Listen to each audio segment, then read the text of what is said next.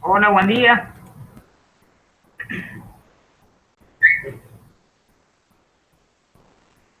A ver, sí. ¿Me escuchan, no es cierto? Buen día, profe. Sí, Sí. sí. Bueno, muy bien. Bueno, vamos a empezar con la unidad relativa al procedimiento y proceso administrativo, ¿sí? Eh, es la penúltima unidad. Eh, Primero que nada, vamos a hacer una diferencia entre lo que es el procedimiento y lo que es el proceso, ¿sí? Cualquier cosa, si quieren poner cámara, no hay ningún problema, ¿eh? Ahí veo que un valiente, David, justamente puso cámara. Si alguien más quiere poner ahí, para ver las caras, aunque estén dormidos, no hay ningún problema. Bueno, decíamos que hay una diferencia entre lo que es el procedimiento y lo que es el proceso.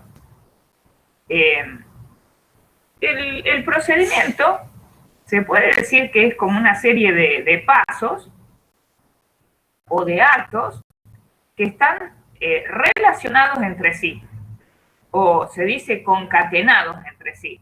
¿Qué quiere decir esto de que están relacionados? Que cada paso que se da en ese camino, que es el procedimiento, es la causa del siguiente. Y cada uno es consecuencia del anterior. Es decir, que no se puede alterar el orden de pasos procedimentales. El procedimiento, podríamos decir así sencillo, que es como un camino para llegar a un fin. Eso sería el procedimiento en un sentido eh, vulgar, digamos. Un camino para poder llegar a un objetivo. Por ejemplo, supónganse, una receta de cocina es un procedimiento. Yo, por ejemplo, mido, peso, pongo el horno a la temperatura indicada, pero lamentablemente nunca llego bien al objetivo. Algo siempre pasa, se me apelmaza, me olvidé de mantecar el recipiente, algo me pasa en el camino que suele ser con un resultado no muy bueno. Pero, ¿qué les quiero significar con esto? Que siempre el procedimiento va a consistir en actos, pero que están relacionados para llegar a un fin. Profe, Sí, ¿cómo va? Buen día. Le hago una consulta. sí. Me parece que teníamos que dar la unidad 13, dominio público, si no me equivoco. Discúlpenme, pensé que ya habíamos dado dominio público. No, no, Bueno, no hay drama, pero le aviso por las dudas. bueno. Si quieren damos dominio público. Me la comí a dominio público. Bueno, eh, dejemos entonces de lado nada más lo de procedimiento y proceso. Vamos a una cosa, miren, como la de dominio público no es tan larga, vamos a dar un poquito de esta, ya que entramos en esta, y después damos un poquito de la otra para ver si terminamos la de dominio también, ¿sí? Así nos queda poco para dar. Entonces, decíamos que el procedimiento es una serie de pasos para llegar a un objetivo, ¿sí? Y se dice que esos pasos están relacionados o concatenados. Cada uno es causa del siguiente. ¿Con esto qué queremos significar? Que no podemos alterar esos pasos, ese orden procedimental, ¿sí? Ahora, el procedimiento siempre se sigue o se labra o se sustancia, se materializa en la sede administrativa. En cambio, el proceso se sigue en la sede judicial. Eso es una diferencia muy importante y sustancial. El procedimiento siempre se realiza en la sede de la administración pública. El proceso, que ya implica una relación de tres, ¿se acuerdan que cuando vimos un poco en derecho constitucional decíamos que algunos al proceso lo dibujan como un triángulo en cuyo vértice superior está el juez, que es el que dirige el debate entre dos partes que están en pie de igualdad abajo? ¿Qué queremos decir con pie de igualdad? Que el juez no es amigo, ni enemigo, ni pariente, ni acreedor, sino sería una causal de excusación de ninguna de las partes. Algunos autores dicen que el procedimiento sería como un concepto genérico y que dentro del procedimiento podríamos distinguir el procedimiento en sede administrativa y el proceso. ¿Por qué? Y porque el proceso, como decimos, también es una serie de pasos, pero esos pasos se realizan en sede judicial. Pero en un concepto estricto, restringido, podemos decir que el procedimiento siempre se sigue en sede administrativa. Y el proceso es un juicio que se sigue en sede judicial. ¿Sí? Ahora bien, el procedimiento administrativo tiene una serie de pasos a seguir para, por ejemplo, emitir un acto administrativo, o tiene una serie de pasos cuando el particular quiere impugnar un acto, atacarlo jurídicamente un acto, y tiene una serie de principios que iluminan o que podríamos decir informan o son principios rectores de todo procedimiento. Estos principios, yo les quiero advertir, son muy teóricos. ¿Qué les quiero significar con esto? Que en la vida práctica, cuando ustedes sean profesionales, van a decir, che, pero estos principios se los pasan por el trasero. Pero es importante conocerlos para invocarlos el día que ustedes sean profesionales, para invocarlos y para que realmente se cumplan. Por ejemplo, un principio del procedimiento administrativo se llama el principio de legalidad. ¿Qué quiere decir el principio de legalidad? Fíjense, viene de ley, de orden jurídico. Lo que significa el principio de legalidad es que en todo procedimiento administrativo se va a tender a restablecer el imperio de la ley. En el procedimiento administrativo, porque en realidad toda la actividad de la administración pública siempre debe ser legal, debe cumplir con todo lo que prescribe el ordenamiento jurídico vigente. No solamente con lo que establece la Constitución Nacional, sino todo el ordenamiento jurídico. Debe cumplir con las leyes, debe cumplir con los decretos, debe cumplir con las circulares, con resoluciones. Eso hace al llamado principio de legalidad. Entonces, ¿qué surge de este principio? Que si un particular anoticia a la administración sobre la producción de un obrar ilegítimo, la administración pública de inmediato va a restablecer el imperio de la ley. ¿Se entiende lo que dice el principio de legalidad? Vayamos a un ejemplo. Supongamos que un agente público trabaja en una repartición y él ve que en su oficina sus compañeros tienen la misma antigüedad, realizan la misma tarea que él, tienen la misma categoría, porque como en la administración pública hay jerarquía, los funcionarios tienen categorías o grados, categoría 1, categoría 2, categoría 3, depende del organigrama del órgano de que se trate.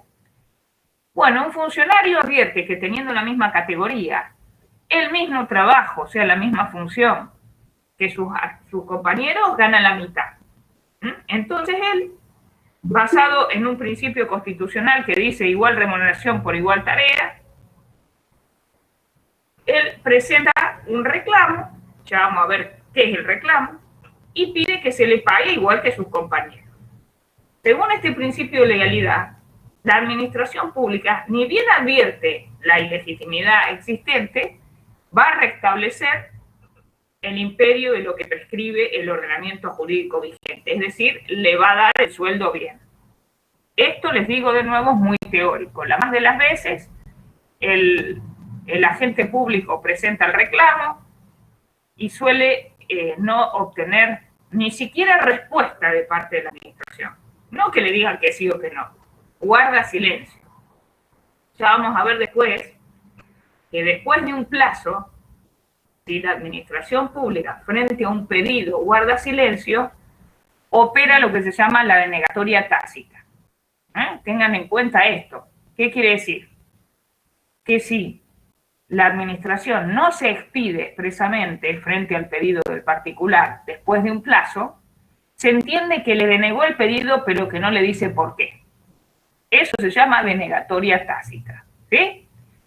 Entonces, en ese caso, teniendo esa denegatoria tácita, ¿por qué tácita? Y porque no la expresó, pero vencido un plazo se entiende que le denegó, pero lo feo es que no le dice por qué le denegó el pedido, esa persona puede ir a la justicia. Muchas veces, para poder demandar al Estado, previamente, antes de ir a la justicia, se requiere agotar un procedimiento. Se requiere hacer un procedimiento en sede administrativa. Es un requisito para poder iniciar la demanda, en muchos casos. Entonces, ¿qué significa el principio de legalidad? El principio de legalidad significa que siempre la administración pública, si advierte una ilegitimidad en su accionar, rápidamente va a restablecer el imperio de lo que prescribe el derecho. Les reitero que es un principio bastante teórico en la práctica, pero que hay que invocarlo, ¿sí? Algunos autores, en vez de hablar de... Profe, perdón, ¿puede repetir lo que dijo recién, que se me cortó por el internet? Sí, que el principio de legalidad es un principio que ilumina a todo procedimiento administrativo. Lo que significa es que si la administración pública se da cuenta que su obrar viola el derecho, enseguida restablece el imperio de lo que le prescribe la ley, en sentido material, de lo que le indica el ordenamiento jurídico. Eso sería el principio de legalidad. Que algunos autores a este principio de legalidad lo denominan de legitimidad. ¿Cuál sería la diferencia entre legalidad y legitimidad? Recién dijimos que la legalidad implica restablecer lo que dice el ordenamiento jurídico, ¿sí? El principio de legitimidad abarcaría dos cuestiones. Por un lado, que el obrar de la administración sea de acuerdo al ordenamiento jurídico, de acuerdo al derecho vigente, ¿sí? O sea, lo que dijimos recién, legalidad. Pero la legitimidad también abarca otro principio, y es que la decisión sea razonable. Hablamos nosotros de la razonabilidad cuando vimos los límites del poder de policía.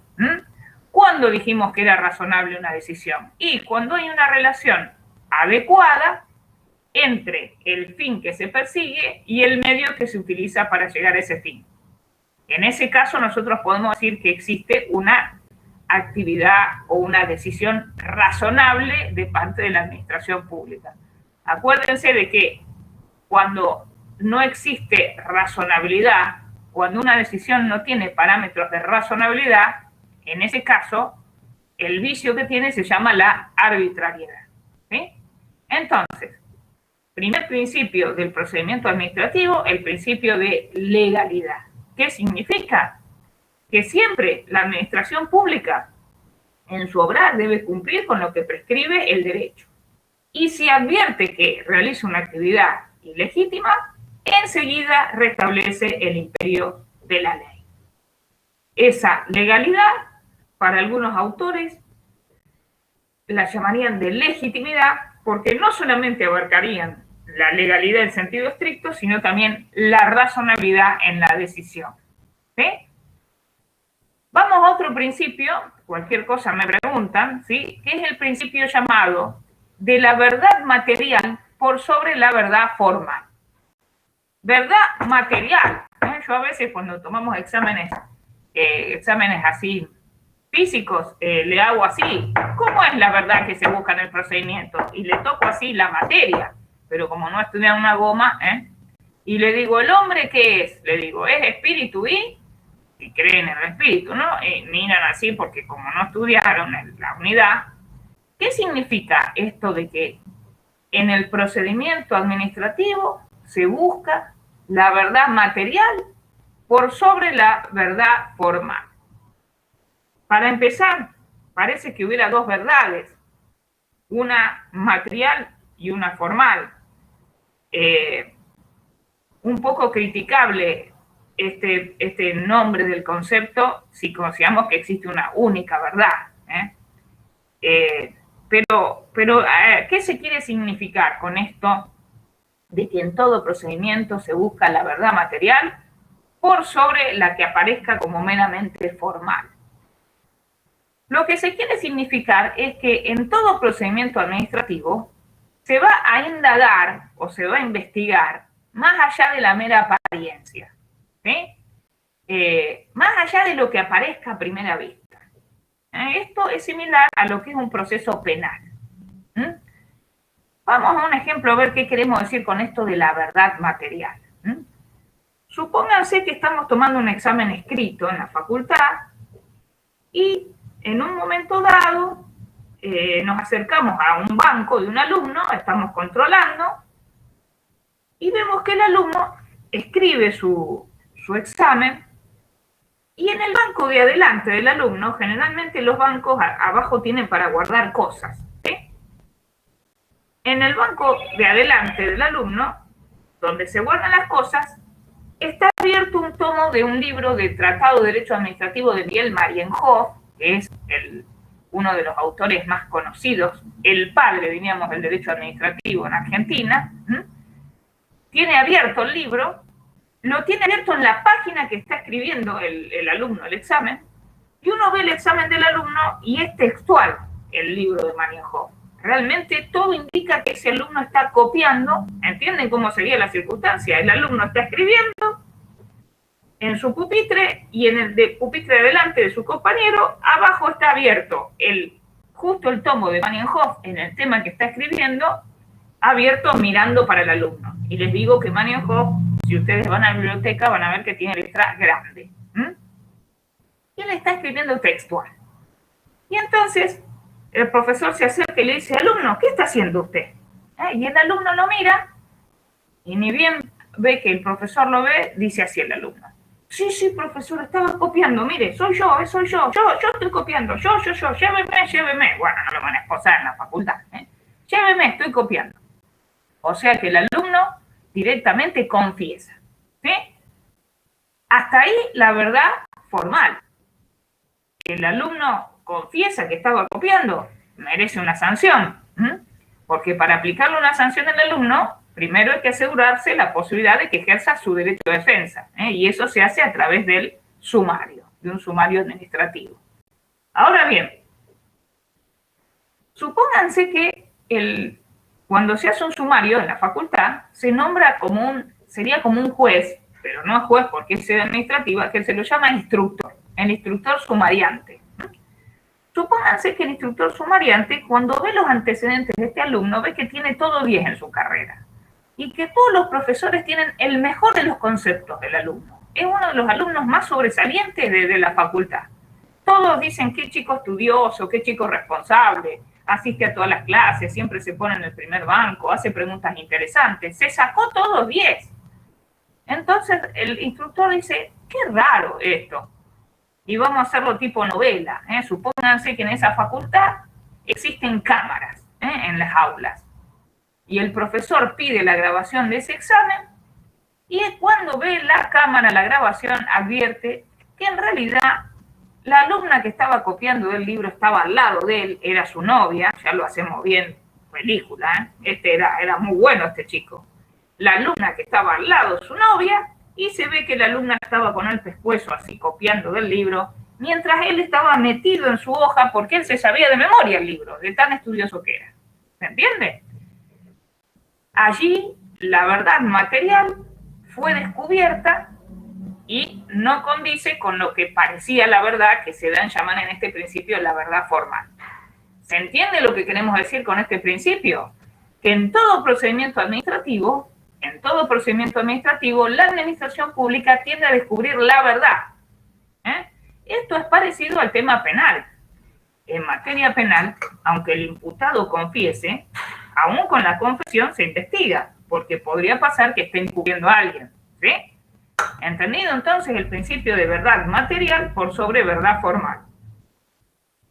Un poco criticable el nombre porque la verdad, y hacemos como un trabalenguas, si la verdad formal no es verdad, no debería ni siquiera tener el nombre de verdad. Salvo que ustedes tengan alguna posición que diga que hay varias verdades, alguna posición filosófica de ese tenor, ¿sí? Espero que se haya entendido este principio. Cualquier cosa me preguntan. Tenemos otro principio que se llama del informalismo. ¿Qué quiere decir este principio del informalismo? En un juicio todo es muy formal. Si, por ejemplo, una persona tiene un plazo para interponer un recurso en un juicio y se equivoca de nombre, ¿entienden? Por ejemplo, el juez dicta una resolución y yo tengo 3 días para interponer una apelación. Y yo me equivoco e interpongo un recurso que se llama de revocatoria en vez de apelación. Chao. A mí no me van a llamar y me van a decir, che, Silvia, doctora Malfesi se equivocó, venga a corregirlo. Nunca se enterará el cliente porque puede haber mala praxis. ¿Entiende? O sea, el proceso, el juicio es muy formal. Cualquier error puede terminar con un efecto muy malo. Venció el plazo, no interpuse el recurso que correspondía, ya no puedo patalear. Los plazos son perentorios. El informalismo que rige en el procedimiento es a favor del particular. ¿Y qué significa este principio del informalismo? Vieron que cuando es in es no. ¿Qué quiere decir esto? Que si en un procedimiento administrativo yo cometo un error no esencial, se va a salvar a favor del particular y sigue el procedimiento. ¿Se entiende? Siempre que cometa un error no esencial, y acá viene el tema, ¿qué es lo no esencial? Ese error se va a disculpar y va a seguir el procedimiento. Ahora, ¿qué se entiende por error no esencial en un procedimiento? Por ejemplo, podría ser un error no esencial que yo me equivoque de mesa de entradas al interponer el escrito. ¿Qué es esto de la mesa de entradas? Generalmente, cuando uno va a interponer un escrito a la administración, en la repartición que uno tiene que ir, se le llama mesa de entradas, a veces se llama mesa de entradas y salidas, al lugar justamente donde uno interpone el escrito. ¿Se entiende? Donde uno va y lo presenta. Imagínense que llega una persona, si es un abogado va a llegar el último día, porque a veces hay plazos para interponer los escritos, sobre todo si uno está impugnando un acto. Si es un contador va a ir unos días antes del vencimiento. Si es un abogado, la más de las veces va a llegar el último día, al último minuto, con la lengua larga. Imagínense que llega a la oficina de la repartición y están por cerrar, ingresa un escrito y en realidad la mesa de entrada donde lo ingresó no es la que correspondía. En ese edificio había varias reparticiones. Es raro que pase esto porque generalmente el funcionario de mesa de entrada parece un perro sabueso, mira mucho los escritos generalmente. Pero supónganse que ya era tarde, estaba por cerrar todo, le recibe uno cuando lleva un escrito a una repartición, lleva una copia y le pide al funcionario actuante que selle, feche y firme esa copia y le ponga recibido.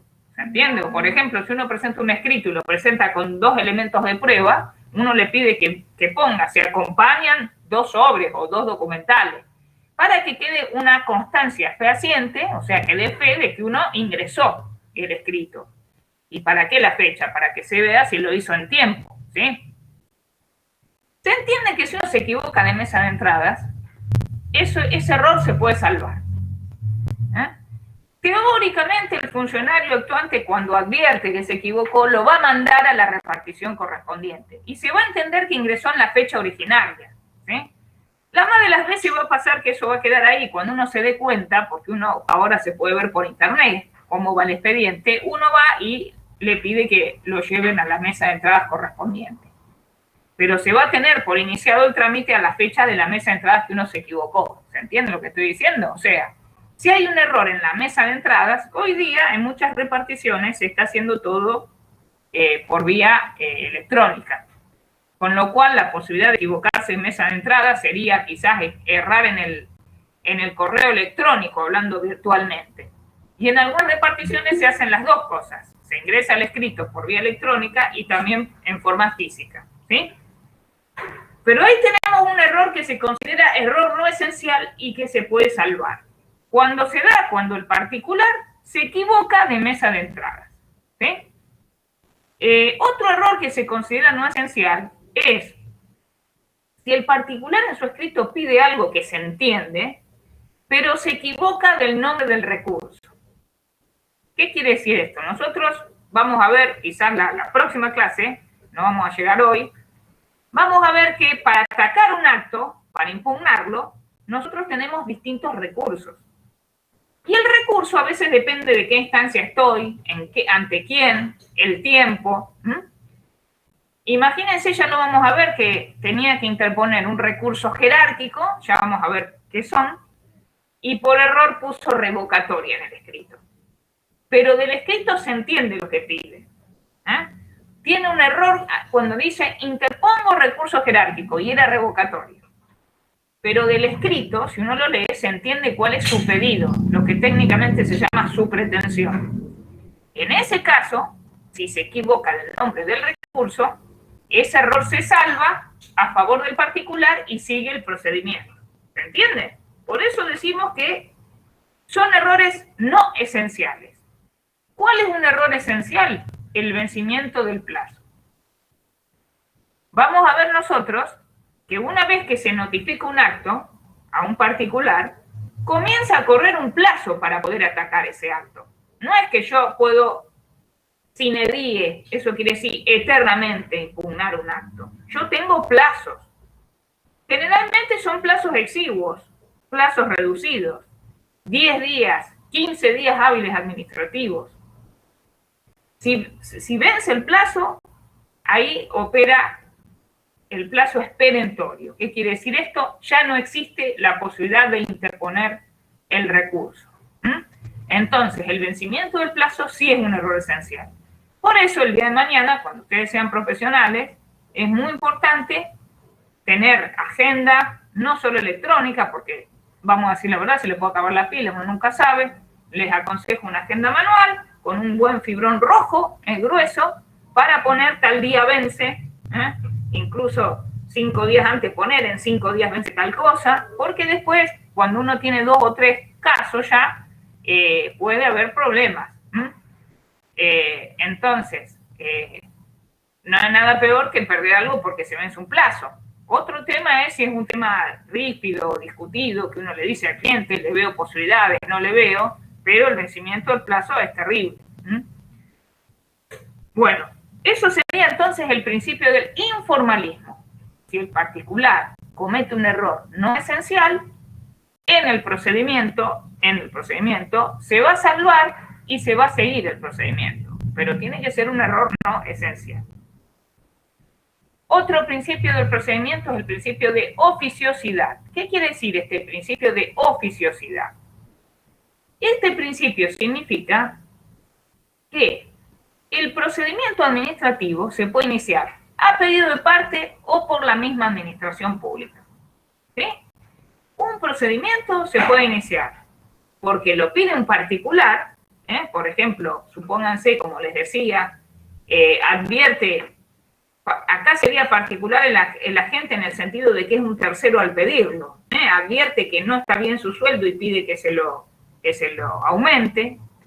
Vamos a un súper particular que está fuera totalmente de la administración, una persona que le pide a la municipalidad que talen un árbol, cuyas ramas le están arruinando su techo. Ahí tenemos casos en los cuales el procedimiento lo inicia el particular. Pero también el procedimiento lo puede iniciar la propia administración pública. Ahí se llama iniciarlo de oficio.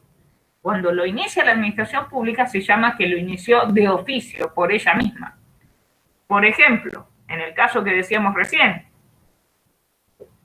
si un agente público se descubre que comete una irregularidad, se le va a iniciar un sumario. Supónganse que se descubre que un agente público todos los días se robaba una resma de su oficina. En ese caso, para poder aplicar una sanción, primero se le debe asegurar el derecho de defensa para realmente acreditar que estaba haciendo esa imputación. Y ese sumario que se llama, así se llama ese procedimiento para determinar la responsabilidad administrativa de un agente, lo inicia la administración pública. La oficiosidad significa que el procedimiento lo puede iniciar el particular o la misma administración pública. Y la oficiosidad significa que el procedimiento también puede ser impulsado no solo por el particular, sino también por la administración. Esto es sumamente teórico. La más de las veces el particular tiene que estar el procedimiento, llamar a donde está, preguntar cómo va. No es muy común que la administración impulse rápidamente un procedimiento, salvo que tenga alguna cuestión, algún interés en hacerlo. Pero bueno, por ejemplo, yo una vez obtuve una cautelar a favor de una persona y se la dieron hasta tanto se resolviera una cuestión en sede administrativa. Ni se imaginan lo rápido que se resolvió para que caiga la cautelar, la medida que le habían dado al particular. Bueno, hay otro principio, que lo conocen muchos mis clientes, que se llama de gratuidad. ¿Qué quiere decir eso? Que el procedimiento administrativo no genera costo. Si el particular decide presentar un escrito él solo, ante, supónganse, la municipalidad, no le va a generar costo, aunque les digo, si ustedes van a la Municipalidad de Rosario, a la Municipalidad de Rosario, por ejemplo, para ingresar un escrito seguro que le van a decir, tiene que pagar un selladito de 120 pesos, no sé cuánto estará ahora, en el banco municipal. Y suele haber una linda cola en el banco municipal. Y uno dice, el principio de gratuidad se lo pasaron por el trasero, pero anda a invocar la gratuidad. Si impugnás eso, va a perder más tiempo que si decís, bueno, así somos nosotros, borrego, bajamos la cabeza y así nos va. Pero la gratuidad significa que el procedimiento no genera costos, salvo que el particular decide contratar los servicios de un profesional. ¿Sí? Ningún trabajo se presume gratuito. Si ustedes el día de mañana, como contadores, quieren ayudar a un amigo, supónganse que el amigo es agente público, descubre que gana menos y quiere elaborar una planilla de 2 años para atrás de cuánto le correspondería en haber cobrado. Y ustedes, encima el cliente generalmente dice, qué pavada, fui al contador, apretó un botón, salió una planilla Excel con todo. Sí, pero lo que no se da cuenta el cliente es que esa planilla Excel, para hacer los cálculos, para que uno pone el monto y sale el resultado, implica un estudio, años de estudio. Miren ustedes acá, están ahora escuchando la clase a la mañana temprano, de derecho, en vez de estar durmiendo. Alguno debe estar durmiendo, me escucha la lejanía en el sueño. Bueno, todo el sacrificio. Profe, ¿salvo qué era? Salvo, espera, ¿qué te decía? Estábamos hablando del principio de la gratuidad. En principio, el procedimiento no genera costo, salvo que el particular contrate los servicios de un profesional que lo asista. Por ejemplo, si una persona considera que la municipalidad le debe dinero, y le debe dinero incluso con efecto retroactivo a 2 años, y quiere hacer una planilla actualizada de ese monto. Decir, mire, a mí la municipalidad me debe 2 años para atrás, por mes tanto, y yo quiero una planilla que no solamente diga ese monto, sino que me lo actualice y le ponga un interés. Ahí tiene un contador. Si el contador quiere no cobrarle en horario, bueno, a un amigo le dice, sí, de gauchada te hago la planilla. Ahora, si contrata los servicios de un contador, se presume que le va a tener que pagar honorarios. Si un agente público le inician un sumario, porque le imputan una irregularidad y quiere contratar a un abogado para que lo asista en la defensa, también. Si una persona quiere pedirle a la municipalidad que corte el árbol, que amenaza ruina en la vereda, pero llama a un profesional botánico o un ingeniero agrónomo para que le elabore un informe sobre el estado del árbol, le va a generar honorarios, o un escribano que saque una foto certificada. ¿Qué queremos significar? Que el principio de la gratuidad, si el particular contrata servicios profesionales, ya ahí va a tener que afrontar los honorarios.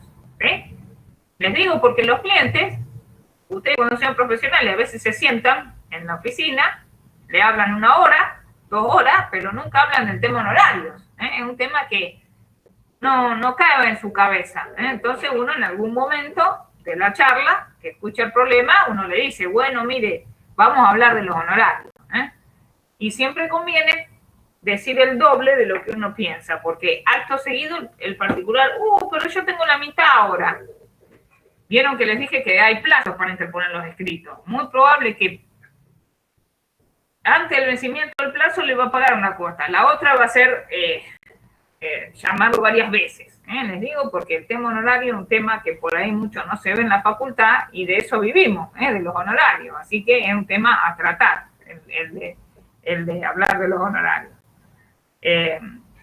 Bueno, y tenemos otro principio que se llama el de la economía y sencillez. ¿Qué significa esto? Que todo procedimiento debería, les digo debería porque el principio dice que es sencillo, que es fácil, que es accesible. Y vamos a ser sinceros, los procedimientos son una maraña. Cuando uno quiere impugnar un acto, depende de cada repartición, el plazo que tenga, el nombre del recurso, ante quién se interpone. No existe un procedimiento único para todas las reparticiones. Por ejemplo, si ustedes quieren impugnar una resolución de la facultad, tienen toda una vía, tienen que primero iniciar en la facultad, después tienen que ir a la rector. El principio de economía y sencillez. Sería sencillez, digamos, porque el de economía entraría quizá dentro de la gratuidad. El de la sencillez, lo que dice es que los procedimientos tienen que ser sencillos, que tienen que ser accesibles. ¿Para qué? Claro, muchas veces, a través de un procedimiento, lo que se está denunciando es un obrar ilegítimo de la administración. Entonces, la idea es que toda la persona pueda acceder a iniciar un procedimiento, que sea fácil, de fácil confección. Y sin embargo, ya lo vamos a ver la próxima clase, que vamos a estudiar los recursos, la más de las veces suele ser muy, muy complicado.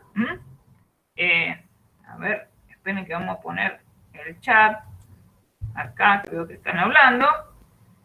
Sí, en realidad muchas veces se dice economía y sencillez de la mano. Claro, imagínense que el principio de gratuidad lo que implica, lo que significa más que nada es que no debería cobrarse nada. Porque cuando uno llega a la administración no le deberían decir tiene un selladito. Porque la idea es que la administración reciba los escritos de la población. Y lo de la economía y sencillez quizá más de que realmente sea tan sencillo que tampoco implique un mayor gasto para el particular, ¿sí? Uno cuando llega a una repartición muchas veces le dicen así, tiene que ir a pagar un selladito, depende de la municipalidad o de la comuna que uno vaya.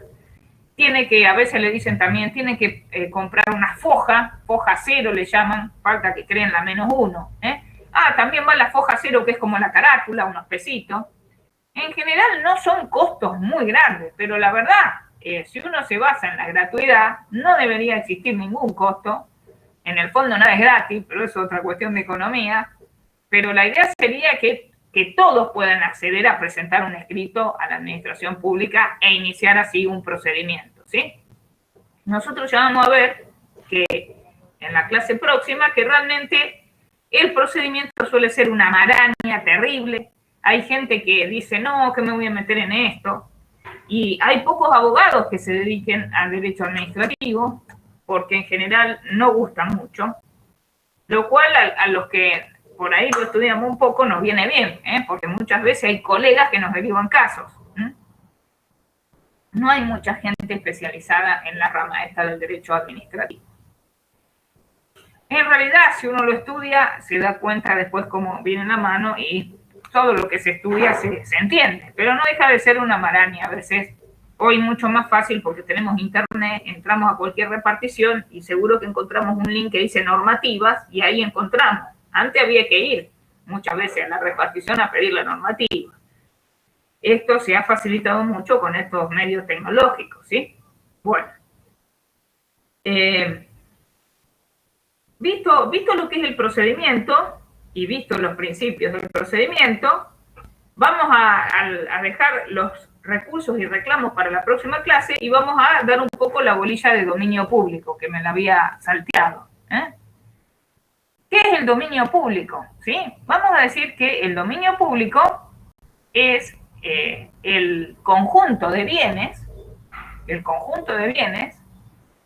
que, de acuerdo al ordenamiento jurídico vigente, le pertenecen al al pueblo, Manienhoff dice a la comunidad política pueblo, es lo mismo que decir al pueblo, y están destinados al uso de todos. Están destinados al uso de todos los habitantes. El conjunto de bienes que le pertenecen a la comunidad política pueblo o al pueblo y están destinados al uso de todos los habitantes. Eso sería lo que se denomina el dominio público del Estado. En realidad, el Estado tiene bienes de dominio público, pero también tiene bienes de dominio privado. ¿Sí? El patrimonio del Estado se integra con estas dos ramas. Bienes de dominio público, que son de uso de todos, y bienes de dominio privado, que no son de uso de todos, y que los bienes de dominio privado se rigen por el Código Civil y Comercial. ¿Qué quiere decir esto? Que el Estado los puede vender, que el Estado los puede alquilar a los de dominio privado. Pero tenemos los bienes de dominio público que ya vamos a ver, no los puede vender porque, como dijimos, están destinados al uso de todos. En realidad, para que un bien sea de dominio público, para que integre el concepto de dominio público, se requieren los siguientes elementos. En primer lugar, hay un elemento que se llama el elemento subjetivo. ¿Por qué se llama subjetivo? Este elemento responde a la pregunta de quién es el dueño de estos bienes. ¿Quién es el dueño de los bienes de dominio público? Y respecto a esta pregunta, en la doctrina hay dos posturas. Por un lado están quienes sostienen que los bienes de dominio público le pertenecen al pueblo. Recién en el concepto de Manienhoff vimos que él está dentro de esta postura. Este concepto que les di lo dice Miguel Manienhoff. Y otra parte de la doctrina dice que los bienes le pertenecen al Estado. Dentro de esta postura hay otro autor que se llama Diez. En realidad les digo, dígase que le pertenecen al pueblo o dígase que le pertenecen al Estado, lo cierto es que los administra el Estado. ¿Sí? Aun cuando uno diga son del pueblo, los administra el Estado. Entonces, primer elemento para la constitución de bienes de dominio público, elemento subjetivo, responde a la pregunta de quién es el dueño de estos bienes. ¿Quién es el sujeto dueño de estos bienes? Y la doctrina se divide. Para algunos el dueño es el Estado y para otros es el pueblo. Segundo elemento objetivo. El elemento objetivo responde a la pregunta de qué objetos integran el dominio público. Y se llega a la conclusión de que cualquier bien puede integrar el dominio público. Puede tratarse de una cosa inmueble o mueble. Por ejemplo, un inmueble, una plaza. Vieron que la cosa inmueble no se puede trasladar. Una plaza es un bien de dominio público. Puede tratarse de una cosa mueble, por ejemplo, el libro de una biblioteca pública, se puede trasladar, es de uso de todos. Incluso puede tratarse de un objeto inmaterial susceptible de valor, de un derecho que se llama. Vieron que nosotros tenemos dentro del concepto de bien, el bien puede ser un objeto material o inmaterial, susceptible de valor económico. Justamente los derechos son objetos inmateriales susceptibles de valor. ¿A qué entra acá dentro de la noción de los derechos? Y, por ejemplo, los llamados derechos intelectuales. Vieron que toda persona que es autor de una obra artística, científica o literaria, tiene un derecho de titular de eso. Por ejemplo, el autor de una música. La música no es un objeto material, nosotros la escuchamos cuando se ejecuta esa música. Y cuando muere el autor de esa obra, de esa música, ese derecho de propiedad de esa música se traslada a sus herederos, creo que por 50 años. Vencido ese plazo, pasa al dominio público. ¿Se entiende? Ahí tenemos un ejemplo de un objeto inmaterial que integra el dominio público. Otro objeto inmaterial podría ser una servidumbre de paso. ¿Saben lo que es eso? La servidumbre se le llama a un derecho real sobre una cosa ajena. Derecho real viene del latín res, de cosa. Se pueden tener derechos reales sobre cosas ajenas, ¿Cómo es esto? Por ejemplo, supónganse que existen varios campos, varios fondos para llegar a una ruta. Y se decide hacer una servidumbre de paso que atraviese todos esos fondos para llegar a la ruta y no tener que dar toda una vuelta.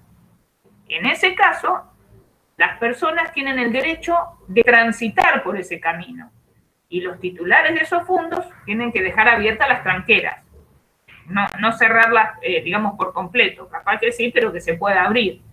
Entonces ahí hay un camino que se llama servidumbre de paso, ¿sí?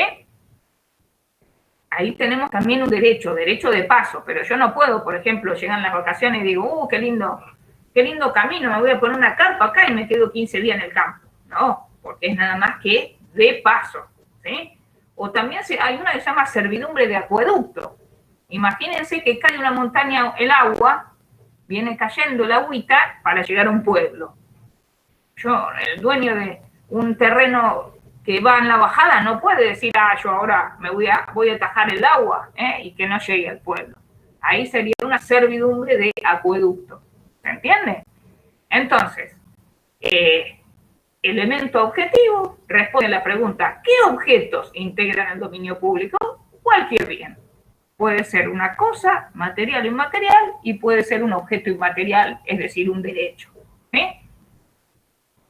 Entonces, primer elemento que lo integra el subjetivo, ¿quién es el dueño? Pueblo o Estado. Segundo elemento objetivo, ¿qué objetos lo integran? Cualquier bien lo puede integrar al dominio público. Tercer elemento normativo. ¿Qué significa el elemento normativo? Que el bien tiene que estar calificado como de dominio público en una norma. Tiene que haber una norma jurídica que establezca que ese bien es de dominio público. El Código Civil y Comercial de la Nación, en un artículo cuyo número no me acuerdo ahora, porque no repasé la clase esta, pero que está en el programa, si alguien tiene el programa a mano, me recuerda el número del artículo, el nuevo código, que no es nuevo, pero bueno, para mí es nuevo, me parece que lo hicieron ayer, pero ya hace varios años. El Código Civil y Comercial, en un artículo, y el de Vélez también lo hacía, enumera bienes de dominio público. Enumera bienes de dominio público. Pero en uno de los incisos de ese artículo del código, que deben estar todos dormidos porque nadie me pone el número, che, si ven el programa, lo van a encontrar, en un inciso, creo que en el D, si mal no recuerdo, pero también fíjense por las dudas porque me confundo con el de Vélez, ahí está, ahí Melanie que está despierta o se despertó, el 235, sí, ahora uno de los primeros, bueno, tan primero, en uno de los incisos dice, y cualquier otro bien de utilidad común, ¿sí? No vamos a leer el artículo para no dormirnos más con este tema tan aburrido, pero dice, y cualquier otro bien de utilidad común, con lo cual da pie a que pueda haber otros bienes. ¿Qué queremos decir con esto? Que la enumeración que hace este artículo es nada más que ejemplificativa, no es limitativa o taxativa, sino que es meramente enunciativa o ejemplificativa. Deja abierta la posibilidad de que haya otros bienes. Pero siempre se debe declarar a través de una norma, una ordenanza, una ley, que ese bien integra el dominio público del Estado. Eso sería el elemento normativo. Y por último, el cuarto y último elemento para que un bien integre el dominio público, si no se dan los cuatro, no lo integra, es el elemento teleológico o finalista. Guarda que en algún apunte, bueno, ahora no están comprando tantos apuntes en la facultad, pero en vez de teleológico decía teleológico. Se ve que el que escribió, el alumno que escribió, se le patinó. Teleológico viene del latín teleos, que significa fin. ¿Cuál es el fin de estos bienes? ¿Qué fin persiguen estos bienes? Eso sería el elemento finalista. El fin de estos bienes es el uso por parte de todos los habitantes. Todos estos bienes pueden ser usados por todos. Cuidado que no necesariamente es gratuito el uso. Puede a veces, como por ejemplo, recién mencionábamos la biblioteca pública, para asociarse a veces hay que pagar una suma razonable. El zoológico, por ejemplo. Hace unos años me acuerdo que fuimos a Buenos Aires y a mis queridas hijas les tuvieron la maravillosa idea de ir al zoológico y me acuerdo que me costó 4 entradas, era carísimo, me acuerdo. Oh, me quería morir yo. Bueno, siempre que haya un monto razonable, no necesariamente va a ser de uso gratuito un bien de dominio público, ¿sí? Bueno, estos bienes de dominio público, dado que están destinados al uso de todos, están sujetos a un régimen especial de derecho público, del cual surgen una serie de características. En primer lugar, estos bienes son inalienables o inenajenables o inalienables, perdón. Inalienables, lo dije mal, inalienables o inenajenables. ¿Qué quiere decir inalienables o inenajenables? Que no se pueden vender. Claro, no se pueden vender porque se afectaría el uso por parte de todos los habitantes. El día de mañana ustedes, contadores en una municipalidad, se consiguen de contadores en una municipalidad, y viene el intendente y dice, che, no tenemos un mango, hay que pagar los sueldos, y el tesoro municipal es como una olla que ya, mira, se nos acabó toda la plata.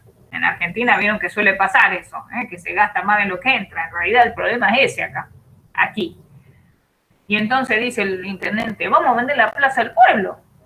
La plaza en pleno centro, tenemos la iglesia, tenemos la municipalidad, tenemos todo ahí. Nos van a sacar de la mano la plaza. Seguro que la vamos a vender a muy buena plata y vamos a poder pagar. Y ustedes, como conocedores del derecho, ¿qué le van a decir? No, es un bien de dominio público, no se puede vender, salvo que se lo desafecte. ¿Qué sería la desafectación? La desafectación es el acto por el cual el bien pasa al dominio privado del Estado o al dominio privado de un particular, o sea, se lo desafecta, ¿se entiende? Entonces, primera característica propia de estos bienes, dado el derecho público que se les aplica, es que no se pueden vender, inenajenables o inalienables. Y como consecuencia de que no se pueden vender, otra característica es que no se pueden embargar. Son inembargables. Si, por ejemplo, una comuna tiene autos o chatas en desuso y rotas, claro, en realidad hay que ver si puede que el auto esté en el dominio privado, ¿sí? Puede que integre el dominio privado.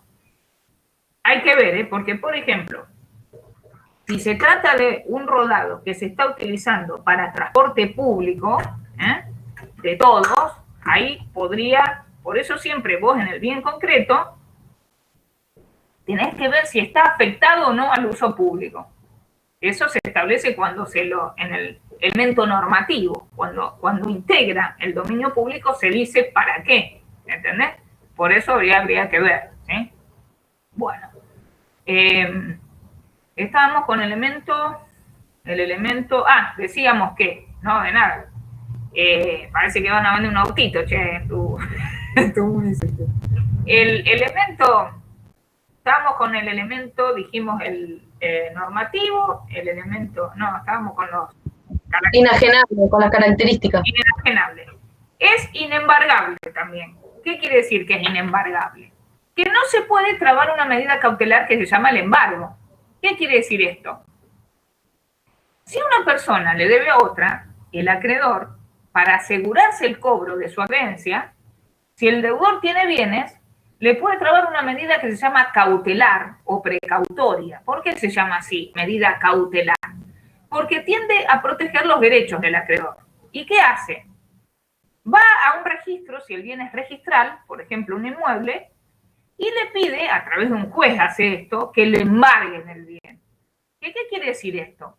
Que en el título de ese bien, supónganse que fuera una escritura, le van a poner, esto con un orden de un juez que lo controla todo, un sello que va a decir embargado. Y le va a decir el monto del embargo. Entonces, ¿eso qué significa? Que la persona titular de ese bien en realidad lo puede vender, pero si alguien lo compra, ya sabe que ese bien por ese monto está afectado a pagar eso. ¿Entiende? Es decir que en algún momento va a proceder el remate de ese bien para hacerse de ese monto del embargo. Entonces, si yo inicio un juicio al Estado, ¿puedo trabar un embargo a una plaza? No. ¿Por qué? Porque el embargo, generalmente, si no se llega a un acuerdo, termina en un remate. Y el remate es una forma de venta. Y ya dijimos que estos bienes no se pueden vender. ¿Se entiende? Entonces, yo nunca podría trabar un embargo, por ejemplo, a una vereda o a una plaza pública. Sería un error grave. De técnica jurídica gravísimo, porque los bienes de dominio público son inembargables. Por el mismo motivo que antes, si no se pueden vender, no se puede trabar embargo, porque a la larga no lo voy a poder rematar. Y la tercera característica, y esta la vamos a explicar bien más ahora, que estamos con las tomas, qué nombre, es que son imprescriptibles. ¿Qué quiere decir esto de imprescriptibles? Y lo vamos a explicar bien porque no quiero que de acá de la clase, ¿cuántos alumnos hay hoy presentes acá? No quiero que salgan usurpadores de la clase. Vamos a explicarlo con cuidado a esto. Imprescriptibles quiere decir que respecto de estos bienes no opera lo que se suele llamar la prescripción adquisitiva. Prescripción adquisitiva o usucapión. No sé si alguna vez oyeron hablar de esta figura de la prescripción adquisitiva o usucapión. ¿Qué significa esto? Y vamos a explicarlo en detalle para evitar que ahora salgan a hacer cosas, delitos, a cometer delitos. Si una persona se introduce en un inmueble que no es de su propiedad, ¿sí? Les digo, está cometiendo un delito que se llama usurpación. Está violando el derecho de propiedad privada. Ahora bien, si esa persona vive 20 años en esa propiedad en forma pacífica e ininterrumpida, ¿qué quiere decir pacífica? Que nunca le llegó una carta, nunca le llegó un telegrama del dueño intimándolo a desalojar. Siempre fue pacífica, 20 años. Y realizó actos que se llaman animus domini en latín. ¿Qué quiere decir eso? Que actuó con ánimo de dueño.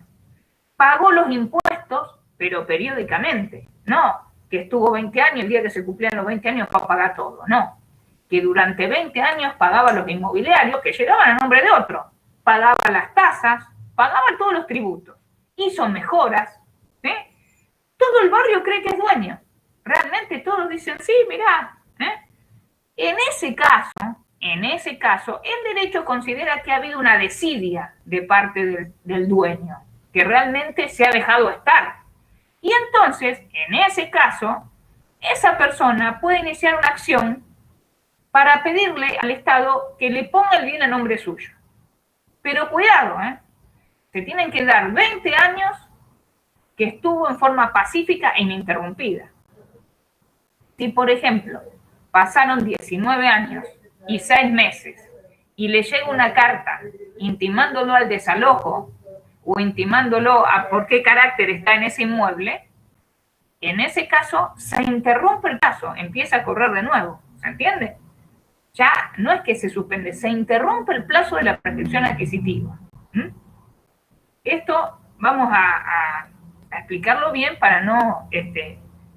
que no se entienda, en realidad, tomar un inmueble que no es propio es un delito, que está tipificado, o sea, previsto en el Código Penal, que se llama usurpación. Y cuidado, porque hoy día, lamentablemente, se está mezclando lo que es la necesidad de una vivienda con la comisión de un delito, que son cosas muy distintas. Son temas muy distintos. Nuestros abuelos, nuestros bisabuelos vinieron de afuera sin un mango y no se les pasó por la cabeza en ningún momento tomar un terreno que no era propio. Al contrario, venían a trabajar, a sacrificarse, a ahorrar para llegar a su casa propia. Pero bueno, entonces, los bienes de dominio público, como son de uso de todos, son imprescriptibles. Por más que a mí me vaya mal en la vida y diga, bueno, me meto en la Plaza San Martín, ¿conocen acá la Plaza San Martín en Rosario? Voy ahí y me llevo un farolito, no me engancho en la luz, porque ya sería peor todavía, llevo una carpa, me llevo la Constitución, me llevo un colchoncito y digo, bueno, vivo en la Plaza San Martín, me van a sacar de los pelos, y miren que tengo, todos los rulos que tengo acá, me van a desalojar. Un bien de dominio público es imprescriptible. En algún momento algunos autores como Marienhof dijeron que un no uso inmemorial de 100 años, supónganse que en un barrio hay una cortada, o sea que hay una calle en el medio de una cuadra y los titulares de los fondos linderos empiezan a usar la calle, pero y por 100 años no se recuerda que era una calle, él ahí admite que podría haber una prescripción, pero en general no, en los bienes del Estado. Claro, en realidad, les digo, lo que se suele llamar la villa de emergencia, generalmente se hace en bienes de dominio público del Estado. Es imprescriptible. Lo que ocurre es lo siguiente, como en general esas tierras son del Estado y no están siendo usadas, después se permite el que quede la villa, e incluso en algún momento se pensó en tratar de urbanizar esas zonas. Yo les digo la verdad, desde mi punto de vista no lo veo viable. En Buenos Aires incluso muchas villas o zonas de emergencia le han hecho calles. La verdad que yo creo que la urbanización tiene que estar bien hecha. En una de esas sería mucho mejor en otro terreno empezar a urbanizar de cero bien y trasladar a las personas y de esa forma, porque lamentablemente lo que es una zona de emergencia, yo cuando el último año de la carrera nos mandaban al barrio Las Flores, a la zona más pobre, y teníamos que ir, había una materia que consistía en que teníamos que ir nos daban en la escuela del barrio los nombres de los alumnos que estaban faltando a clase, y teníamos que ir como una función social a convencer a los padres de que lleven a sus hijos, no se imaginan.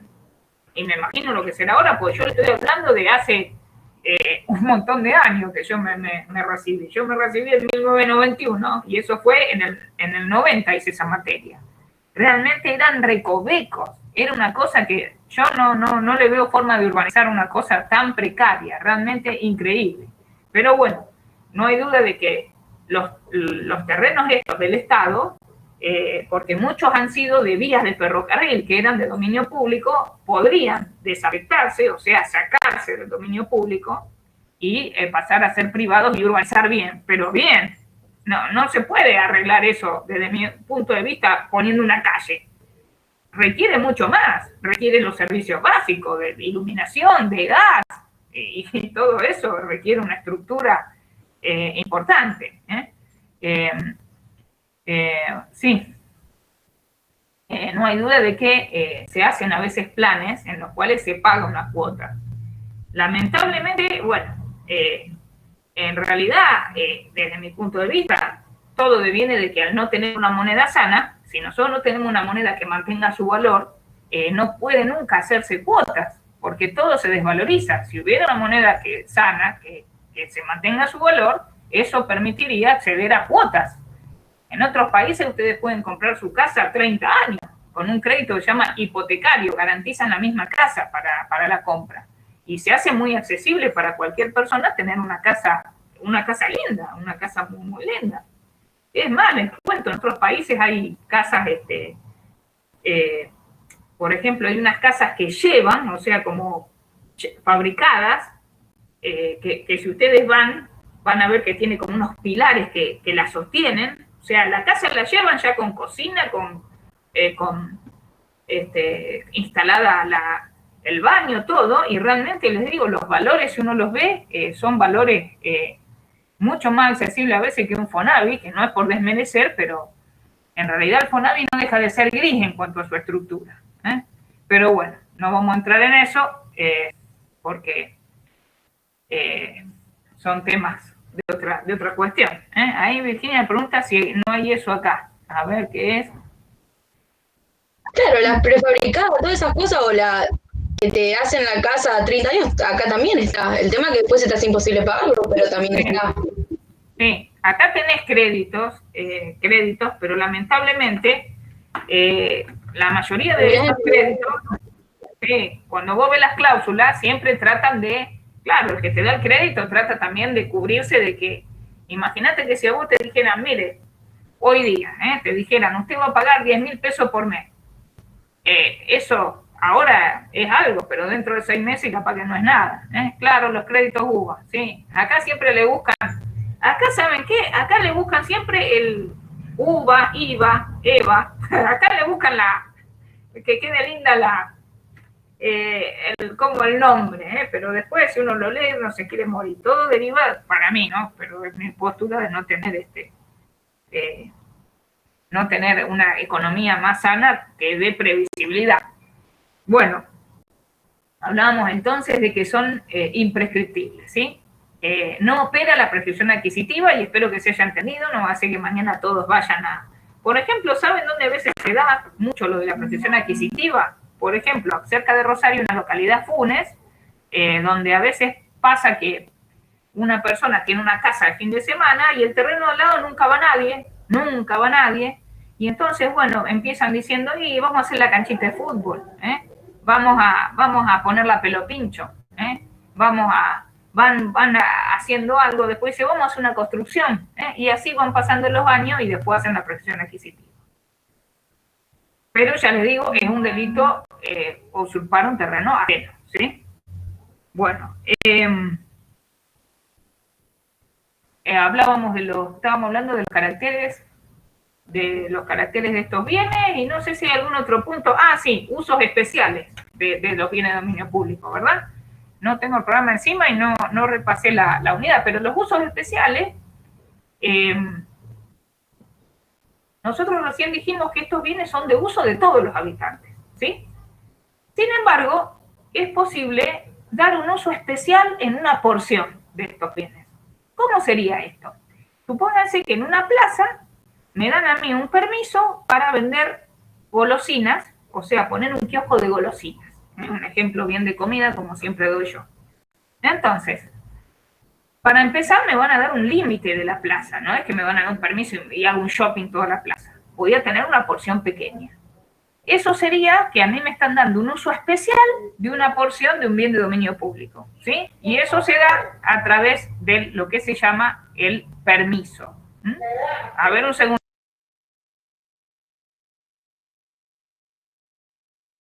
Espérenme un segundito que ahí vengo.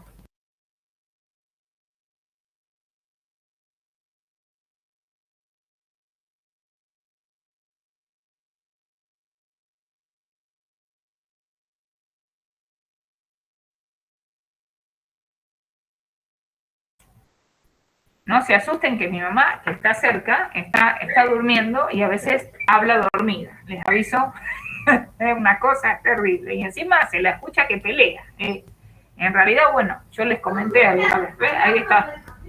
¿La sienten ahí? Terrible. Mi mamá tiene una casa grande, pero los dormitorios están arriba y ya no puede subir por su edad, entonces está durmiendo próxima a donde tengo la oficina. Por eso les digo, por si llegan a sentir un grito en este momento, no la quiero despertar para que no se asuste ella. Bueno, entonces, estábamos hablando nosotros ¿qué estábamos hablando? De la parte final. Los usos especiales de un bien de dominio público. A una persona le pueden dar un uso específico de una porción de un bien de dominio público. Siempre que no afecte la finalidad del bien, se le puede dar. Por ejemplo, si yo vendo golosinas en una plaza, no voy a afectar la finalidad del bien, que es que la gente vaya, se recree, camine, tome sol, lea la Constitución tirada en el césped, pero va a ser una porción. Eso se llama permiso de uso de un bien de dominio público. Y tiene una característica, es precario. ¿Qué quiere decir eso? Que en cualquier momento me pueden extinguir el permiso, sin derecho a indemnización. Yo puedo hacer un kiosco espectacular, gastar un montón de plata, hacer algo muy novedoso, pero si la administración decide revocarme el permiso, yo no puedo pedir ninguna indemnización porque yo sé que es precario. El permiso por esencia es precario. Distinto es el otro uso especial que se llama concesión. Si a mí me dan una concesión de uso, la concesión ya es un contrato. El permiso es unilateral. ¿Qué quiere decir esto? El permiso se perfecciona por la sola voluntad de la administración que lo otorga. La concesión ya es un contrato. Supónganse que a mí en la costa, porque hay unos metros a la orilla del río que son de dominio público. ¿Y esto por qué? A la orilla del mar y del río. Eso se llama camino de sirga, con ese. ¿Por qué? Y porque la idea es que si una nave, si un barco necesita una reparación, no tenga que estar pidiendo permiso. ¡Ey, señor! Al dueño de la costa. ¿Me deja pasar para reparar? No, ¿entienden? Hay unos metros que cualquier barco puede parar ahí y bajar la tripulación, ¿sí? Supónganse que en esa franja la municipalidad me da una concesión para hacer un restaurante. Me dan una concesión a 20 años. Y yo digo, buenísimo, me voy a hacer un lindo restaurante, voy a hacer un edificio, va a tener una plataforma giratoria, va a ser alto para que se vea el río. Me meto en una inversión bárbara y digo, la gastronomía deja, así que yo lo voy a recuperar. Me lo dan a 20 años la concesión. Pero pasan 5 años, va el intendente corriendo a la mañana, hace running y dice, ese edificio que hicieron ahí no deja ver el amanecer. Y a mí me gusta que se vea el sol en el amanecer para hacer saludos, salutaciones al sol. La Ayurveda, Chopra, no leyeron nunca a Chopra. Chopra habla del sol y hay que ir a saludarlo haciéndose baños con aceite, todas esas cosas. Bueno, el intendente dice, le voy a revocar la concesión. ¿Puede? Puede, ya lo vimos en contratos. Puede revocarla, pero ahí sí le da derecho a indemnización, ¿sí? Porque revocó el contrato antes del vencimiento del plazo.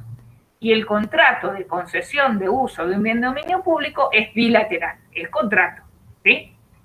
Bueno, entonces, los usos especiales son el permiso, precario, se puede extinguir en cualquier momento sin derecho a indemnización, y la concesión, que si se extingue antes del plazo, da derecho a indemnización del concesionario. ¿Se entendió? Y me faltó comentarles que para que un bien sea de dominio público, tiene que estar afectado al uso de todos en forma concreta. ¿Qué quiere decir esto? Si, por ejemplo, se compra un terreno y se pone una piedra y se dice, aquí se hará el nuevo edificio de los tribunales, y van todos los políticos, se sacan fotos mirando la piedra, todos sonrientes, sí, y al lado está la maqueta de cómo va a ser el edificio, hasta que no esté en uso concreto, no es de dominio público, se puede embargar. Se necesita que el bien esté afectado en forma concreta. La afectación es el acto por el cual el bien integra en forma concreta el dominio público. Un acto muy común para la afectación se llama el corte de cintas. Por ejemplo, supónganse que se inaugura una ruta, y los políticos van todos se pelean por ser el que corta la cinta. Capaz que la obra la hizo la anterior y el que corta la cinta puso la cinta nomás. Cuando se corta la cinta quiere decir que ese bien pasa a integrar el dominio público porque realmente está afectado al uso de todos. ¿Sí? Bueno, ¿me entendieron algo de dominio público? Espero que hayan entendido. ¿Alguna pregunta? Me parece que con esto dimos la bolilla de dominio público. Me parece que la dimos entera. La próxima clase no se olviden de traer la ley y el decreto, ley 19.549 y decreto 1759/1972, porque vamos a ver los recursos administrativos. Un tema un poquito jodido, pero todo lo que se estudia deja de ser jodido, ¿sí? Y después nos queda la de responsabilidad, así que vamos a tratar de ir terminando para después dar algunas clases de consulta. Efectivamente, el bien, para ser de dominio público realmente, tiene que estar en uso de todos en forma concreta. ¿Sí? Por ejemplo, aunque ustedes no lo crean, la peatonal Córdoba hace muchos años no era peatonal. ¿Vieron la peatonal Córdoba en Rosario? Cuando se inauguró la peatonal, se hizo un acto. Se hizo un acto y se hizo una cinta, se cortó la cinta y se empezó a pasar, a caminar. Ahí se afectó, bueno, en realidad estaba afectada antes a la circulación de los autos, pero antes no era. Yo me acuerdo que toda la noche íbamos, porque en el medio de la peatonal habían puesto unos stands de vidrio y había propagandas de empresas. Y había un stand del Banco Municipal y mi papá, como trabajaba ahí, había una foto que estaba él así dándole la mano a un cliente, entonces íbamos a ver, ¡ay, está papá en la foto! Cuando inauguraron, miren lo que estoy hablando, la peatonal, que hace años que se inauguró. Yo era muy chiquita, les aviso para que no piensen que soy Matusalén. Bueno, ¿alguna pregunta? Para mí que están durmiendo todos, che. Después de los resultados de las notas están todos durmiendo. ¿Alguna duda? Bueno, muchas gracias, che. Y eso que el dominio me lo había dejado allá en el olvido. En realidad, dominio público fue mi primera clase, cuando yo ingresé como a hacer lo que se llama la inscripción, porque vieron que hay 2 años que uno entra y ayuda. Fue mi primera clase, me acuerdo, con el doctor Chede, que era el titular en la Facultad de Derecho. Y es un tema un poco aburrido. Yo decía, ¿qué tema que me dio? Cuando estaba haciendo, en realidad no terminé la inscripción, a los 6 meses ya me nombraron jefe de trabajo práctico, así que mi inscripción no terminó. Bueno, nos vemos entonces la próxima, ¿sí? Te van a despertar para saludar, por lo menos. Nos vemos. Gracias. Nos vemos la próxima. Hasta luego. Chau, profe, gracias. De nada, que vaya bien. Chao. No se olviden de traer la ley y el decreto, que vamos a dar el recurso de reclamo que hay que estudiar. Bueno, chao.